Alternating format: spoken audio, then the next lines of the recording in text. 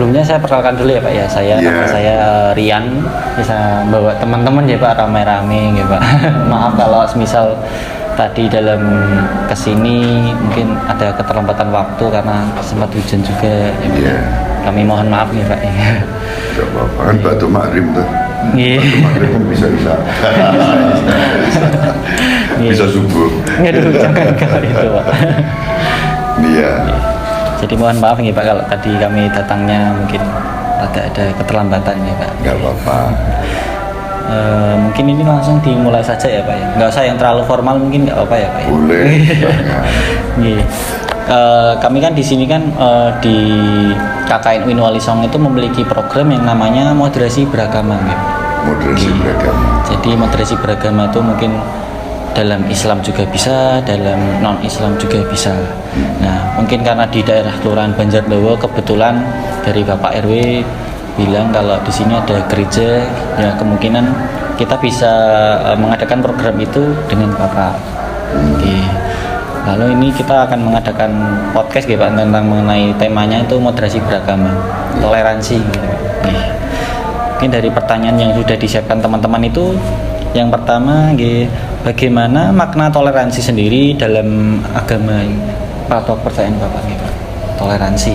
Ya, yang pertama nanti saya biasa dipanggil Romo. Ya.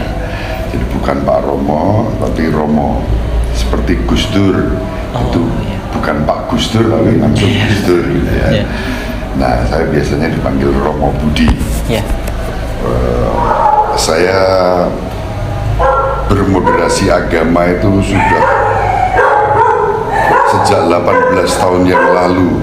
Sebagai pribadi ketika saya tugas di Semarang, saat itu saya bersahabat dengan teman-teman UIN Wali Songo sekarang, ya dulu masih terutama teman-teman dari Usuluddin, kemudian dari Fakultas Dakwah, lalu dari Tarbiyah. Itu yang saya alami. Dan selama bergaul dengan teman-teman itu ya mereka dengan saya udah biasa. Jadi dimanapun saya bertugas selama 18 tahun, mulai di katedral, kemudian di Tanah Mas, lalu di Kebon Dalem, lalu di Ungaran, lalu di Unika Sugobranoto, lalu sekarang di sini. Itu sudah biasa, teman-teman UIN itu kepastoran saya udah biasa, sudah seperti rumah sendiri gitu.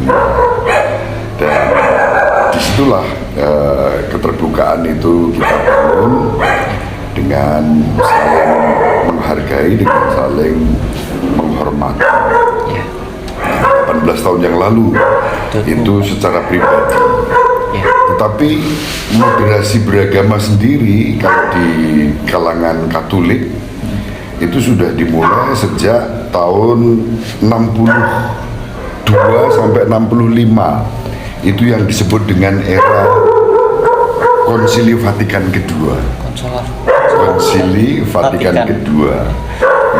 Konsili ini membuat cara pandang gereja yang tadinya tertutup, menganggap yang lain salah, bahkan yang lain nggak selamat, itu berubah 180 derajat. Sehingga ada kalimat yang disampaikan Konsili Vatikan Kedua itu bahwa gereja Katolik menghormati dan tidak menolak apapun yang baik, yang benar dan suci yang ada dalam semua agama dan kepercayaan. Nah, ini terobosan yang sangat istimewa. Jadi disitulah moderasi beragama dikembangkan dalam gereja Katolik, dan saya pribadi secara intensif itu melakukannya 18 tahun yang lalu sejak di katedral, kemudian tahun 2008 saya kan diberi tugas menjadi ketua Komisi Hubungan Antara Agama dan Kepercayaan Keuskupan Agung Semarang. Semarang ya. Jadi tingkatannya satu keuskupan ya, Jawa Tengah dan seluruh DIY. Jadi sebagai ketua komisi hubungan antara agama dan kepercayaan, saya bergaul dengan semua agama, dengan semua tokohnya, dengan umatnya, sehingga bahkan saya boleh dibilang lebih sering keluar masuk masjid, wihara, kelenteng dibandingkan di gereja. Ya sebenarnya imbang ya, tapi saya memang salah satu romo yang paling sering itu keluar masuk masjid. Dan saya tidak sendirian, saya mengajak oskop saya, bahkan pimpinan saya pada hari raya Idul Fitri misalnya, pas sholat Id itu pagi-pagi saya udah berangkat ke Masjid Agung Jawa Tengah.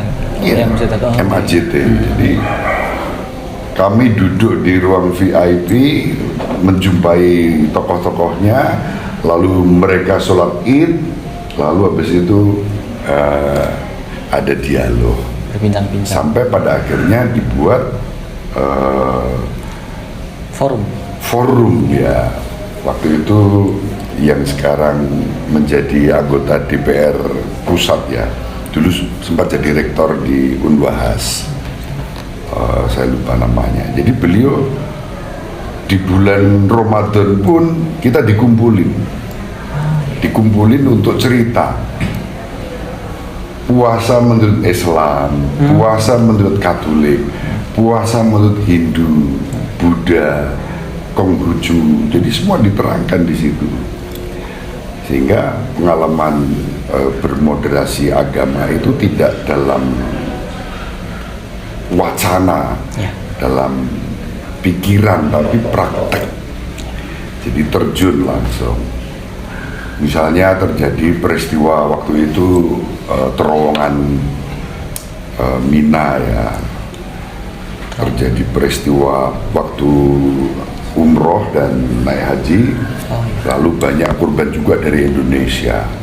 Saya datang ke Masjid Agung mengucapkan bela sungkawa semacam itu. Jadi moderasi beragama dibuat dalam tahap seperti itu. Sampai bisa 18 tahun itu mulai terbentuk ya Pak, moderasi beragama itu. Ya, pada akhirnya sudah tidak lagi merupakan suatu cita-cita, tapi menjadi suatu praktek keseharian ya. Ya, keseharian. Maka dimanapun saya bertugas, saya selalu silaturahim, mencari Pak RW, Kulon Pak RT. Jadi memperkenalkan diri dan Kulon ya, semacam itu. Saya punya banyak sahabat ya, guru-guru.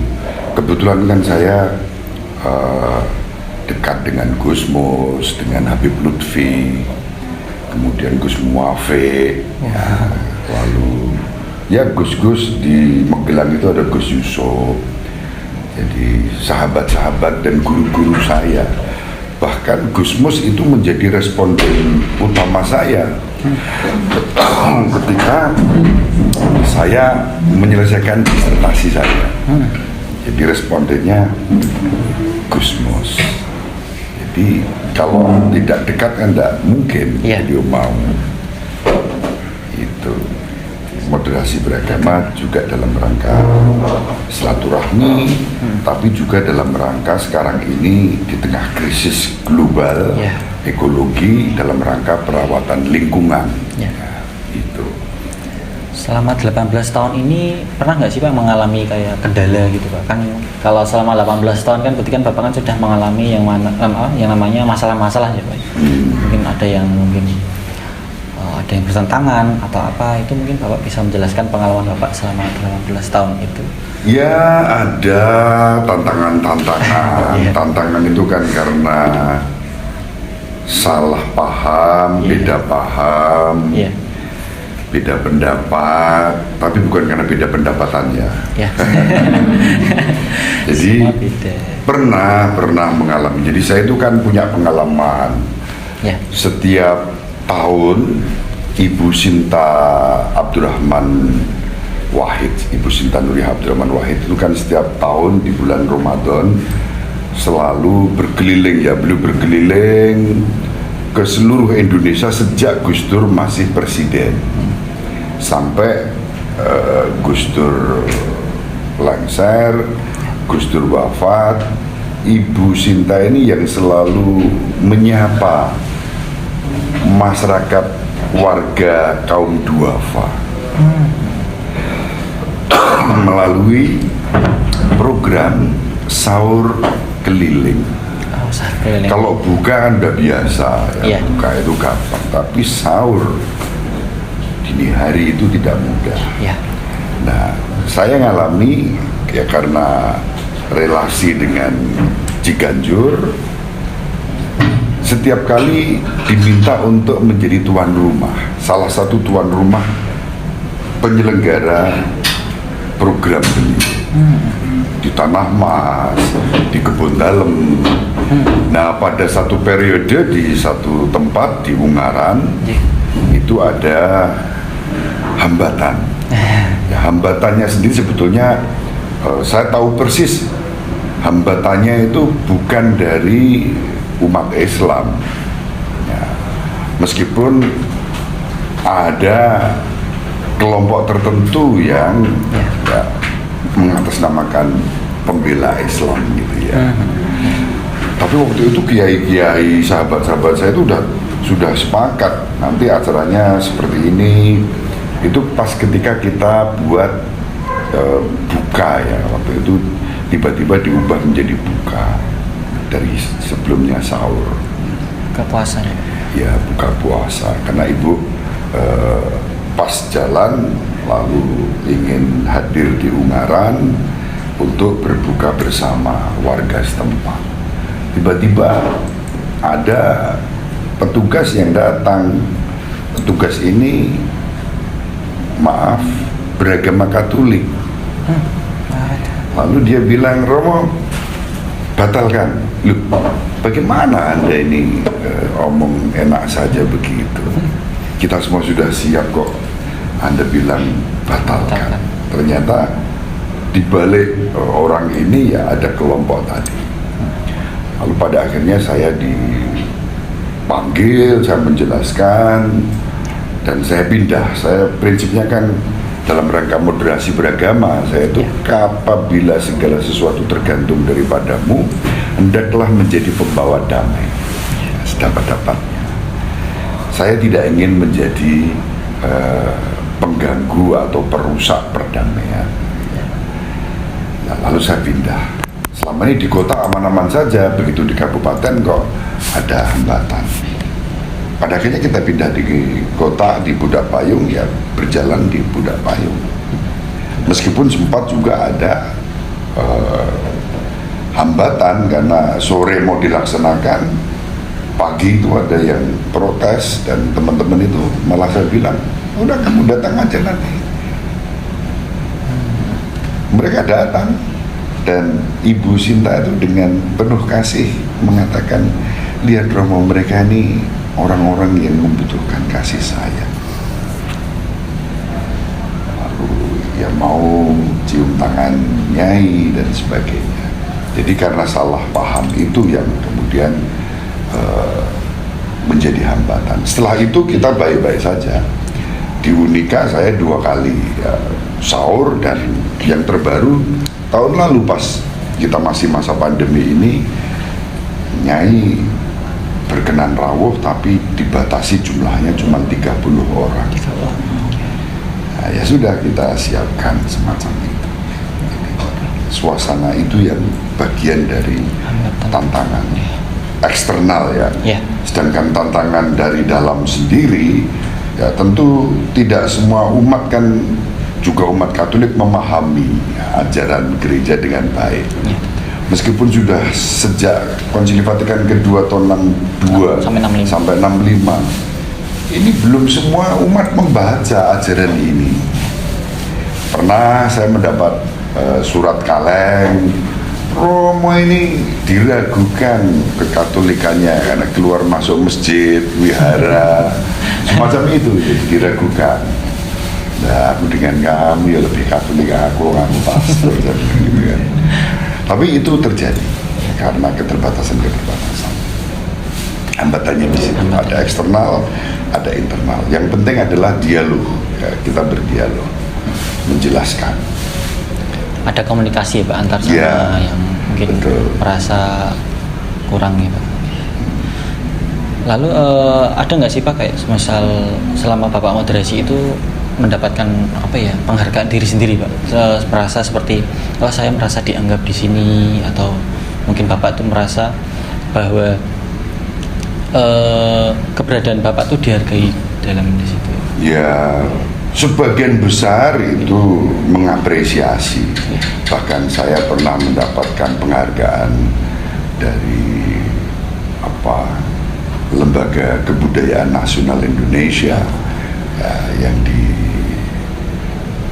diketuai Rektor ISI di Jogja dan salah satu pengurus PWNU Jogja datang ke Semarang mengantar penghargaan itu. Jadi dengan alasan selama ini Romo sangat banyak bergaul dalam konteks budaya, seni, sastra, kemanusiaan, lingkungan, dan ya saya juga heran di plakat itu, di penghargaan itu mereka udah nggak mungkin mereka searching ya. Ada foto saya dengan Gusmus, ada foto dengan Habib Lutfi, ada foto-foto dengan tokoh-tokoh lintas agama, ada gerakan-gerakan kesenian yang dibingkai dengan itu. Ada apresiasi itu, dan ya terima kasih bahwa diberi apresiasi, termasuk Forum Wartawan Jawa Tengah. Jadi FVJT memberikan penghargaan kepada saya sebagai sumber berita moderasi beragama dan kerukunan, tapi juga sebagai pelaku. Itu. Berarti sudah mendapatkan kepercayaan dari masyarakat gitu, beberapa gitu Pak? Iya, ibaratnya begitu. Lalu kan di Indonesia ini kan masih kurangnya tuh intoleransi kepercayaan gitu Pak. Nah, itu mungkin tanggapan Bapak gimana sih Pak mengenai intoleransi itu sih Pak dalam beragama atau keyakinan gitu? Ya, intoleransi itu akan selalu ada dimanapun, tapi itu kan sebetulnya kecil saja. Mayoritas masyarakat kita itu sangat toleran. Jadi saya banyak belajar berguru dari akar rumput dari kampung saya. Di kampung saya sejak kecil, mungkin bahkan itu sudah merupakan moderasi beragama ya. Jadi di kampung saya di Baturetno, Belirejo Gambiranom Baturetno, itu setiap Lebaran semua keliling. Jadi mengucapkan selamat hari raya mugi sedaya kalapatan kula bareng dinten riyadi menika. Itu semua anak tanpa pandang bulu apapun agamanya. Nanti pada waktu Natal keliling mereka mengucapkan selamat Natal. Bergantian ya Pak? Iya. Jadi itu sesuatu yang di akar rumput itu sangat nyata. Maka ketika kalau teman-teman itu membuka nama saya di Google gitu ya, Alois Budi Purnomo, ketika saya diwawancarai Rosi Silalahi di Kompas TV sehari setelah Pilpres, saya bilang mayoritas warga bangsa kita ini hidup rukun, cuma kita kadang-kadang tergoda karena deburan ombak 5 tahunan yang warna politik, apalagi dengan politik agama ya, agama yang dipolitisasi. Itu yang bikin suasana menjadi seakan-akan intoleran. Tapi padahal kedalaman masyarakat kita ini, negeri ini laksana samudra, makin kita masuk ke kedalaman, kita tidak hanya menemukan debur ombak, tapi kita masuk bisa menemukan mutiara. Ada terumbu karang yang sangat banyak, kaya, indah di situ. Nah, kedalaman batin itulah yang membuat kita harus melihat bahwa intoleransi dimanapun itu akan ada, tapi pesan saya, kita nggak perlu menghakimi mereka yang bersikap intoleran pada kita. Tadi, kalau segala sesuatu tergantung daripadamu, hendaklah kamu menjadi pembawa damai. Lalu saya dengan teman-teman yang berseberangan dengan saya pada tahun 2016, itu ya kalau ketemu salaman, cupika-cupiki.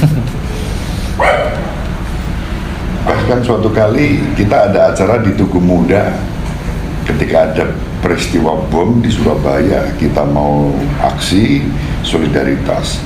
Salah satu yang menolak saya datang, lalu saya tanya, "Loh, Kang, tumben teko?"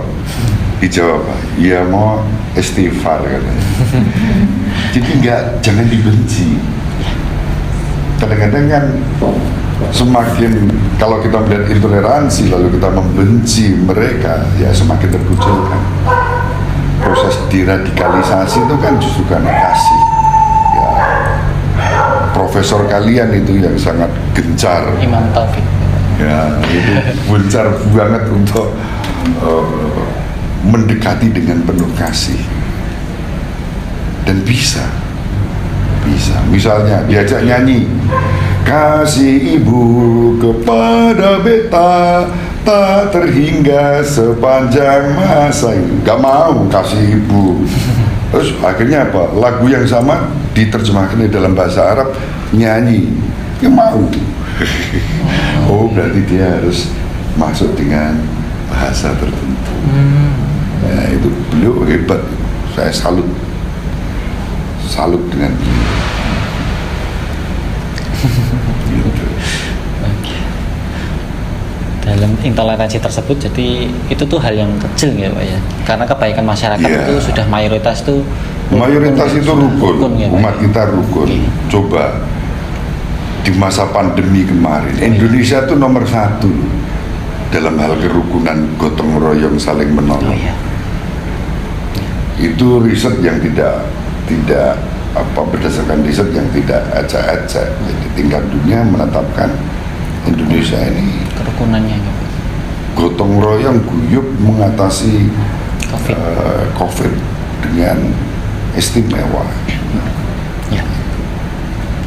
Lalu di lingkungan Banjardowo ini tuh Bapak pernah nggak sih Pak mengikuti kegiatan mungkin kerukunan di sini gitu Pak, atau kegiatan yang undang Bapak? Ya, saya baru tiba di sini tanggal 13 Agustus 2021 atau?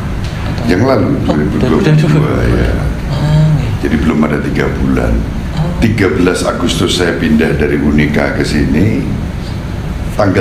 Malam 17, tanggal 16 Agustus saya udah ikut tirakatan di RT. Iya, kan saya tanya beliau, "Pak, gereja ini kok tempat RT pinten?" RT 3, RW 1. Ya udah, saya datang. Dan begitu saya datang bersama Romo Bowo, langsung Pak RT itu, "Ini Romo baru, ayo perkenalan," suruh perkenalan. Malah orasi gitu ya. Orasi 17-an ada di YouTube saya itu. Jadi kalau teman-teman buka di YouTube saya di Alois Budi Purnomo TV ya, Alois Budi itu ada di situ semua. Jadi kegiatan-kegiatan itu. Terus ada yang meninggal, ya saya layak selagi saya di rumah. Tidak harus Katolik. Ada yang meninggal lalu beragama Islam pun saya datang layak. Di Karang Roto gitu. Itu sama Robo. Nah ketemu Pak RW, saya mau sowan Pak RW itu. Ketemu siang-siang di jalan, belum masih kerja. Terus, "Walah siang-siang belum kerja Romo, mungkin mau batu maghrib kalian ngopi-ngopi." Akhirnya saya datang malamnya. Jadi disitulah kegiatan-kegiatan itu bisa kita lakukan. Saya juga kunjungan ke tempat Gus Kodir di Pondok Pesantren Raudatus Solihin. Jadi di sana ada pondok pesantren Raudhatus Sholihin, itu sudah masuk Demak sebetulnya, Loireng. Ya. Nah, saya sowan ke sana dan beliau rawuh ke sini. Kemarin ketemu lagi di Karangpanas. Jadi relasi itu mengalir, cair seperti itu. Tetap saling terhubung ya Pak? Saling terhubung. Dalam kepercayaan Bapak itu ada nggak sih Pak anjuran untuk kita untuk saling bertoleran, terutama dalam perbedaan keyakinan atau kepercayaan? Iya. Anjuran. Ya. Dalam kitab suci kami diajarkan Allah itu Bapa semua orang tanpa diskriminasi. Jadi kalau ada orang, kalimatnya begini, ia menerbitkan matahari untuk orang jahat dan untuk orang baik. Kalau kita misalnya ya, Pak Nafi orang baik, saya orang jahat, lalu ngumbai beliau nyuci celana jin, aku celana biasa sing tipis gitu.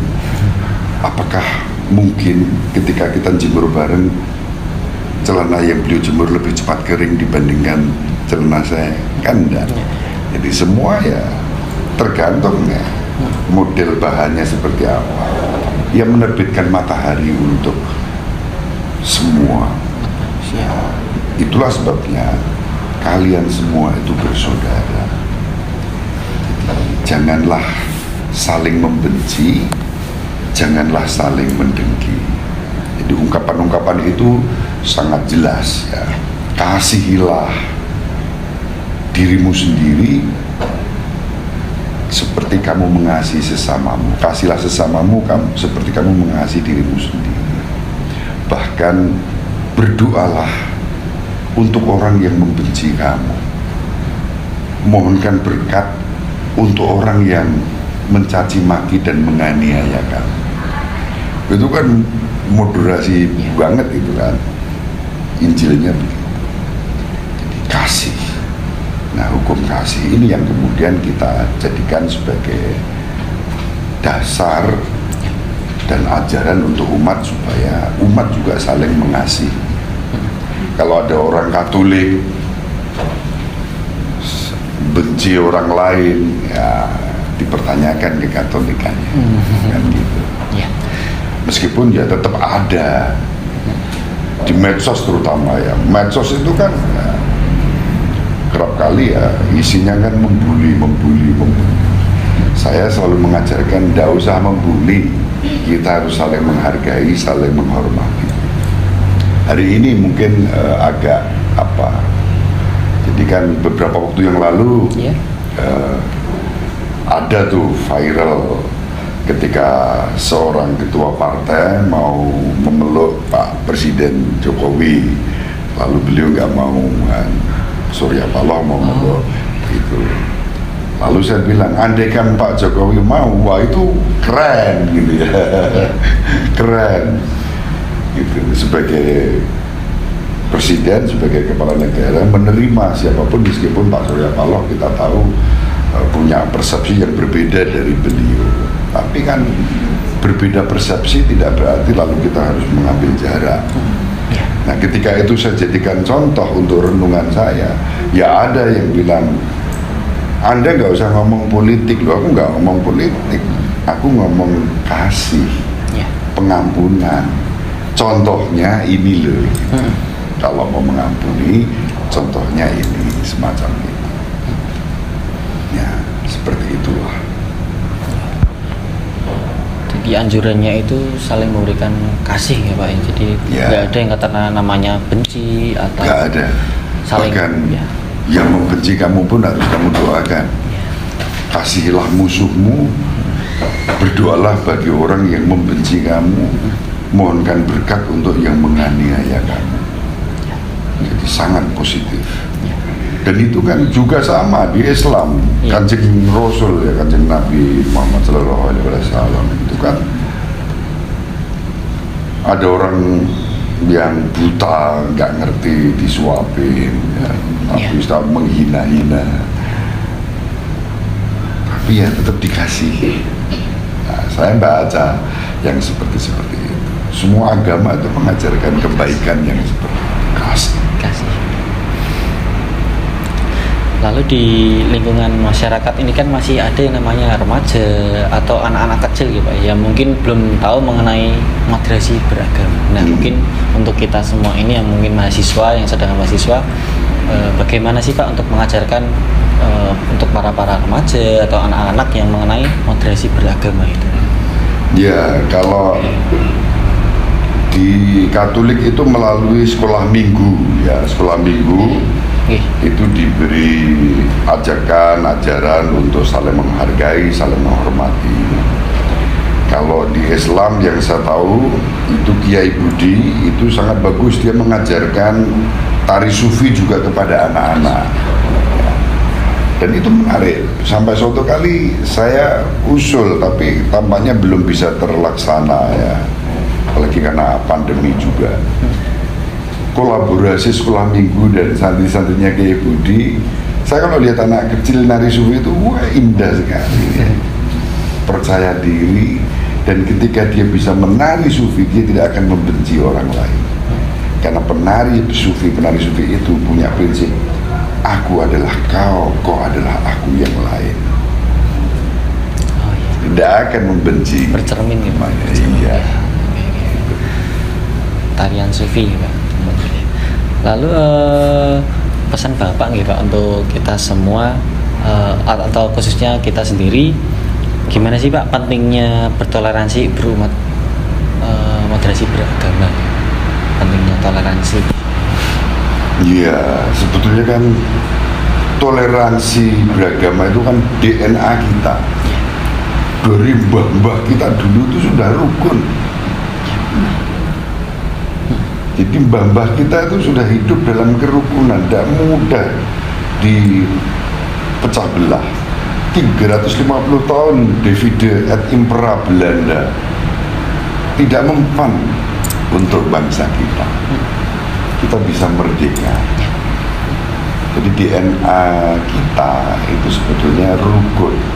Nah sekarang bagaimana mengembalikan persepsi paradigma bahwa kita ini bersaudara. Perbedaan itu memperkaya, bukan untuk saling merusak, menghina. Berbeda itu indah. Kabeh padha njero piye. Kalau taman itu berwarna-warni bunga ya tubuh kita sendiri aja lah. Ada mata, ada hidung, ada telinga. Coba nak awak iki sini ndas tok. Motor kabeh mendelik roh itu ya. Jadi keberagaman itu indah. Moderasi berbasis keberagaman itu akan memperkaya kita. Di Indonesia kan juga Bhinneka Tunggal Ika ya. Apalagi kita punya semangat itu ya. Bhinneka Tunggal Ika Tanhana Dharma Mangwa. Berbeda-beda tapi tetap satu ya Pak. Iya. Ada teman lagi? Ada yang mau bertanya? Silakan kalau mau bertanya.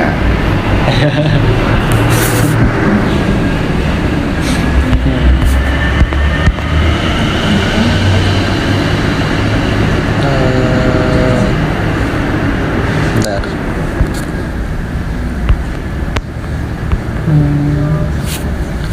Oh ya, di lingkungan selama Bapak 3 bulan ini tuh ada nggak sih Pak perpecahan atau mungkin ada? Ya selama ini tidak melihat perpecahan itu. Bahkan ya saling mengingatkan, misalnya saya pas mau adakan acara ada panitia, tak pikir Mas Bayu wis matur karo jenengan jebule durung. Wah, Pak RW ingatin, rumah ada acara apa? Iya, ini pembukaan Season of Creation.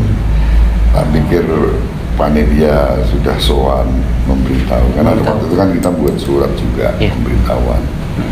Ya seperti itu kan bagus komunikasi. Ya, ada saling menjaga komunikasi itu. Iya.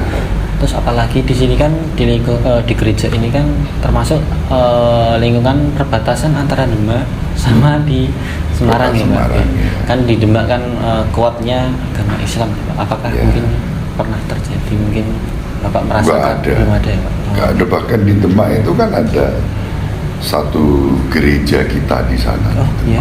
Ada orang-orang Katolik. Cuma mereka kan tidak mau masuk di sini. Iya. Jadi mereka masuknya ke Atmodirono. Jadi kita tuh dilompati.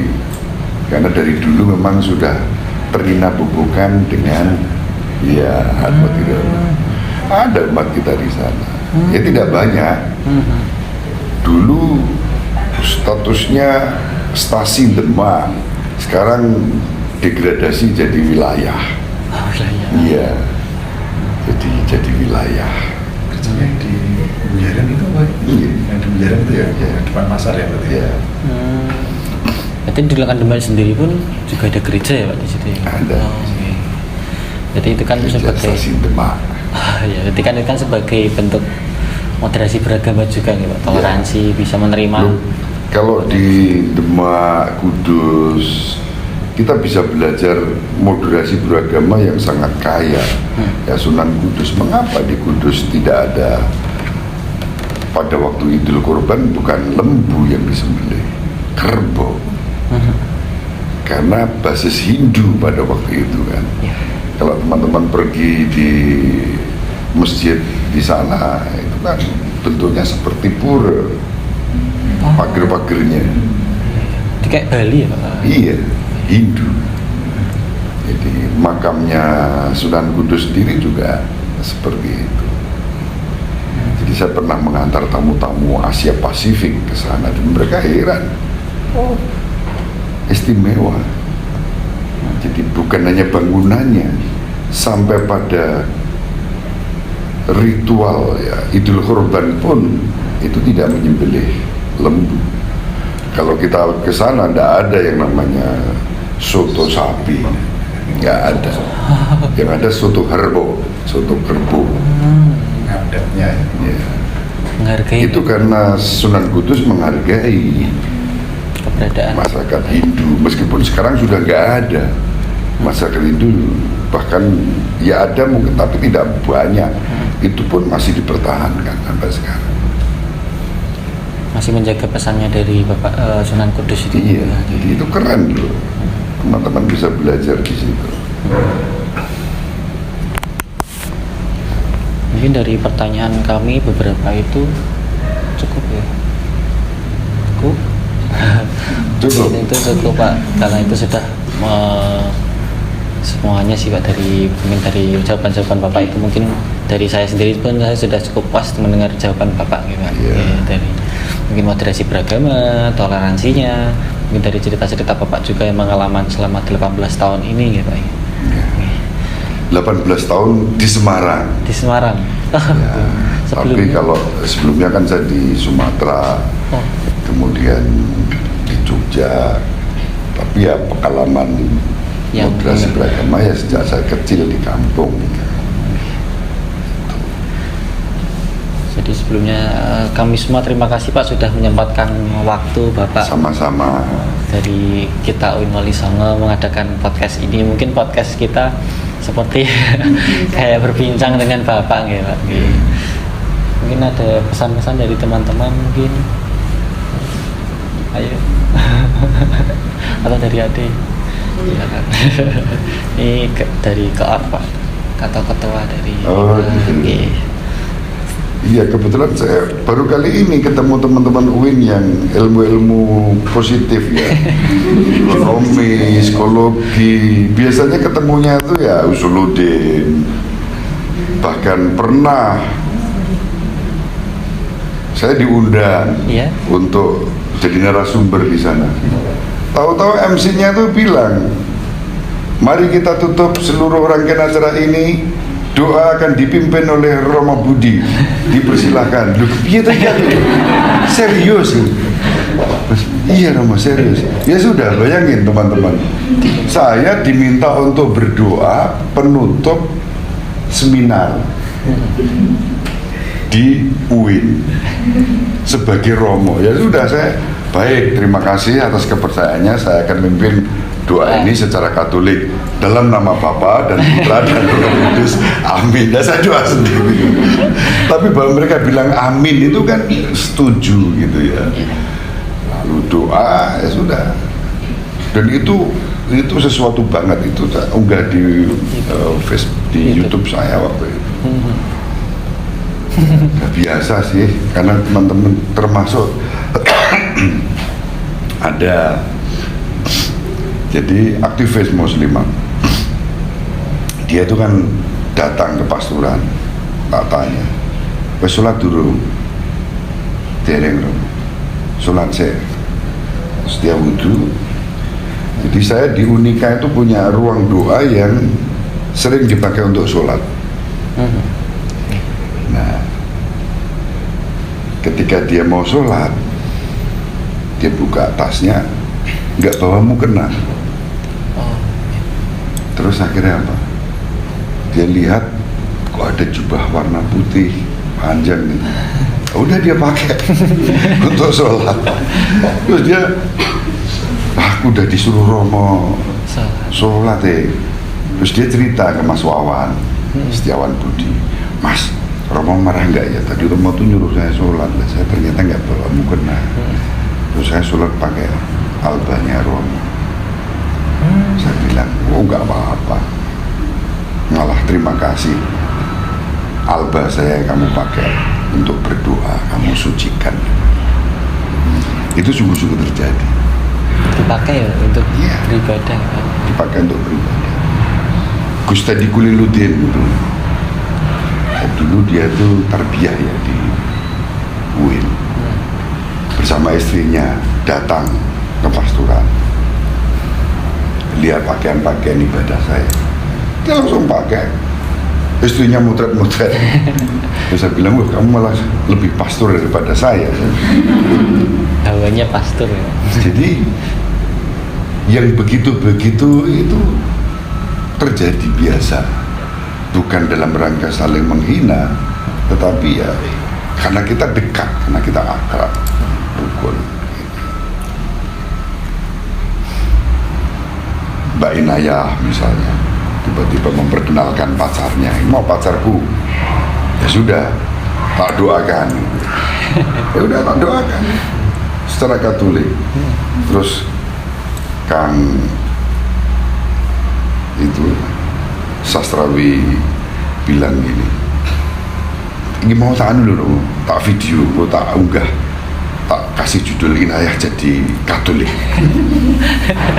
Yang begitu-begitu biasa gitu ya. Mbak Inayah waktu saya masih gondrong, tiba-tiba komentar begini, dulu rambut saya panjang, ya, panjang sampai segini. Jadi tiba-tiba Mbak Inayah bilang, nah Romo rambutnya panjang, memangnya kalau mau mirip Yesus ya jangan rambutnya, hatinya. Jadi dia bisa bercanda dengan saya. Nah terakhir ketemu saya udah potong kan di Magelang. Nah gitu, potong biar ganteng. Jadi biasa gitu ya, saling bercanda. Candanya ya. Terus saya bilang, enggak, aku pengen tahu di mana ngecat rambut supaya merah putih seperti kamu itu di mana. Nah, dia dicat rambutnya warna-warni gitu. Jadi itu biasa. Ada seorang Gus dari Jombang, Gus Isa Satiwam, teman-teman bisa klik di YouTube-nya, itu banyak itu, putra dari Kiai Imron Jamil. Dia datang ke pasturan, langsung sama santri-santrinya. Terus biasanya ya kalau waktu di UDK itu kan saya kasih berlima datang gitu ya. Saya belikan nasi Padang yang halal. Ya langsung buka, terus makan. Loh Gus, doa dulu, doanya gini, Bapak Putra Kudus. Gusnya bilang apa? Nah, itu kan Romo masih dipamerke. Nah, aku rasa tak omongke. Gitu. Jadi selalu ada bercanda, bukan untuk saling menghina. Terakhir ya, waktu saya mau ke Surabaya, setiap kali saya ke Surabaya lewat saya mesti telepon. Gus, ndek langkung nggih, niki kula lewat Jombang ning mboten mampir. Itu biasa, komunikasi begitu biasa. karena akrab, karena dekat. Keakraban itu ya Pak. Ya, Saling akan rukun juga ya Pak. Jadi kalau masalah bercanda-bercanda kan nggak dibawa yang serius. Iya. Ya.